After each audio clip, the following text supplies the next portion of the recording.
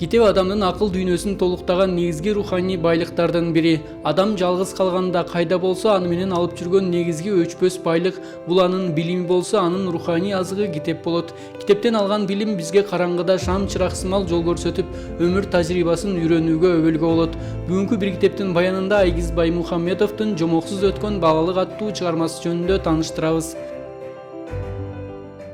Салам достор, бүгүн сиздер менен мен Айгиз Баймухаммедовдун Жомоксуз өткөн балалык деген китебин сүйлөп беремин.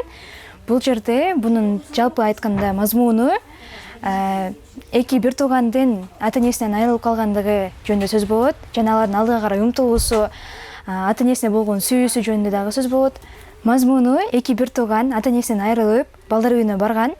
Ал жерде кандайдыр бир тоскоолдуктарга учурап, кайгырып, ата энесин сагынып, мурда бактылуу болуп жашап жаткан күндөрүн көз алдына элестетип, кайгырып ыйлап жүргөн балдар болот.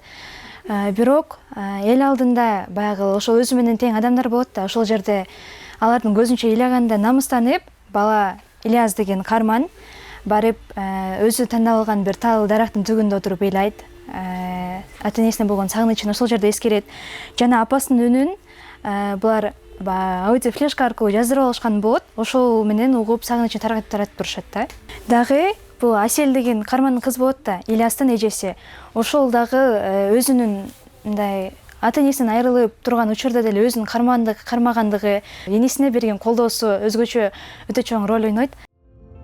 Чыгармада негизинен балдар үйүндө өскөн эки жеткинчек балдардын кыялдары, арзуулары, апасына болгон кусалыгы сүрөттөлөт. Турмуштун оор кырдаалына туш болгон Даниэль жана анын бир тууган эжеси балдар үйүндө жашашат. Алар балдар үйүндө өзүн жалгыз сезген үчүн бири-бирине жөлөк таяк болгонду үйрөнүшөт. Алар жаш кезинен кам көрүү, мээрим көрбөсө да өздөрү башкаларга мээрим бере алган боорукер балдар экенин далилдешет. Чыгармада ата энесине куса болуп эски магнитофон жаздыргычына сакталып калган апасынын үнүн угуп сагынычын тараткан балдардын окуясы. Аталган үн жаздыргычты тентек балдар уурдап сындырып салганда бир гана апасынан калган эстелик таберикти жоготкон балдардын муң зары окурманды кайдыгер калтырбайт.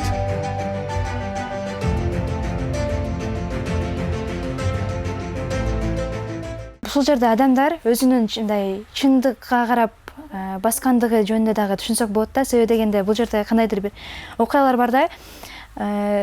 Конфет печенье жегиси келип, класс жетекчисин же болбосо ошо балдар үйүндөгү директорду алдап дагы алышат. Бирок ошондо Аселдин тамагынан өтпөйт да баягы конфет печеньечи. Мен буну алдап атам, эртең уруш кетсе, уруш болсо эмне болот депчи. Ошондо дагы адамдын кандай чынчыл экендигин дагы билдире болот. Бул китепти сунуштай турган бир эле өспүрүмдөр, биз короктуу адамдар эмес, жалпы эле мектеп окуучулары, студенттер, ата энелер деле окуса деле болот деп ойлойм. Себеби дегенде ошо ата энесине болгон сагынычы кандайдыр бир кыйналган учурлар болгон учурда деле алдыга карап өсүшү бул балдардын эң чоң таасири болуп эсептелинет. Аталган чыгарма башкортостандык жаш жазуучу Айгиз Баймухаммедовдун аңгемелер жыйнагынан. Автордун мындан сырткары көчө балдары, Жомок айтчы апаке, Мен кушка айланамын, Таштабачы апаке сыяктуу китептер бар. Бул чыгармалар жазуучунун өз башынан өткөн окуяларды сүрөттөйт жана балдарды чынчылдыкка, мээримдүүлүккө, ак ниеттүүлүккө тарбиялайт. Жаш жазуучу Айгиз Баймухаммедов адабият тармагындагы эмгеги үчүн адабият жана искусство жаатында сыйлыкка ээ болгон жана маданияттын мыкты кызматкери аталган.